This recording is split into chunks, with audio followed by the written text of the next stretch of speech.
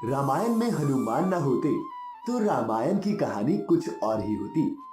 राम भक्त हनुमान रामायण के सबसे महत्वपूर्ण पात्रों में से एक थे।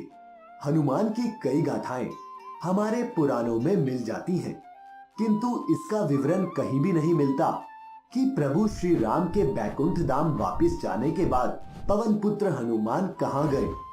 आज हम इस वीडियो में जानने का प्रयास करेंगे कि हनुमान जी वास्तव में कहां गए थे। नमस्कार श्रोताओं,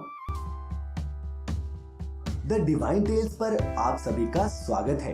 कई कथाओं में ऐसे किस्से सुनने को मिलते हैं जो इस और इशारा करते हैं कि हनुमान चीन की तरफ से भारत आए थे। लेकिन बड़ा सवाल ये उठता है कि आखिर हनुमान जी चीन से हजारों किलोमीटर दूर भगवान राम से कैसे मिले और फिर लंका युद्ध में अहम भूमिका भी निभाई। क्या पवन पुत्र हनुमान लंका युद्ध के बाद वापिस चीन चले गए थे? ऐसा मैं इसलिए कह रहा हूँ क्योंकि चीन की दंत कथाओं में एक ऐसे दिव्य वानर का जिक्र मिलता है जो एक देवी के अंश से पैदा हुआ था। उसके पिता कोई नहीं थे और उसमें हनुमान जी जैसी ही अद्भुत शक्तियां थी। चीन के लोग इस दिव्य वानर को मंकी किंग के नाम से पूजते हैं। हनुमान जी की तरह ही मंकी किंग की शक्ल बिल्कुल वानर जैसी थी, लेकिन वो 2 पैरों पर चल सकता था। हनुमान जी की तरह ही उसकी अपार शक्ति का सामना करना किसी देव या दानव के वश में नहीं था। युद्ध कला में उसका कोई मुकाबला ही नहीं था।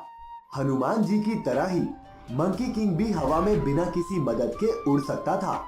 मंकी किंग के बारे में चीनी ग्रंथों में साफ लिखा है कि उनकी एक और अद्भुत शक्ति थी कि वो किसी का भी रूप धारण कर सकते थे।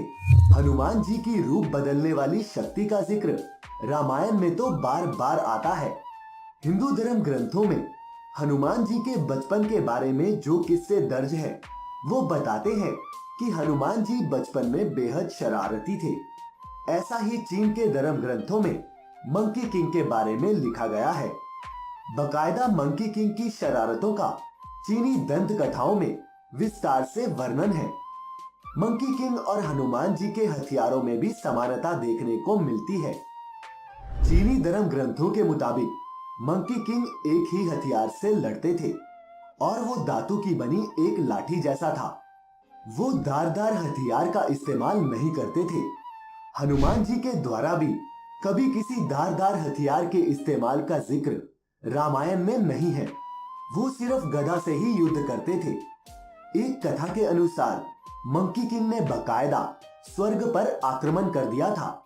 इधर देवराज इंद्र से हनुमान के विवाद का वर्णन हमें पुराणों में मिलता है। इस कहानी के मुताबिक इंद्र के वज्र प्रहार से हनुमान अचेत हो गए थे।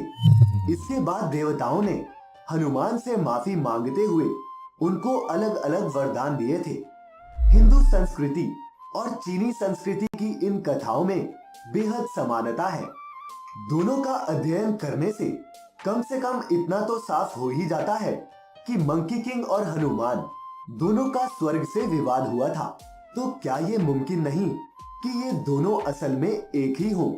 इसके अलावा मंकी किंग भी हनुमान जी की तरह ही बाल ब्रह्मचारी थे।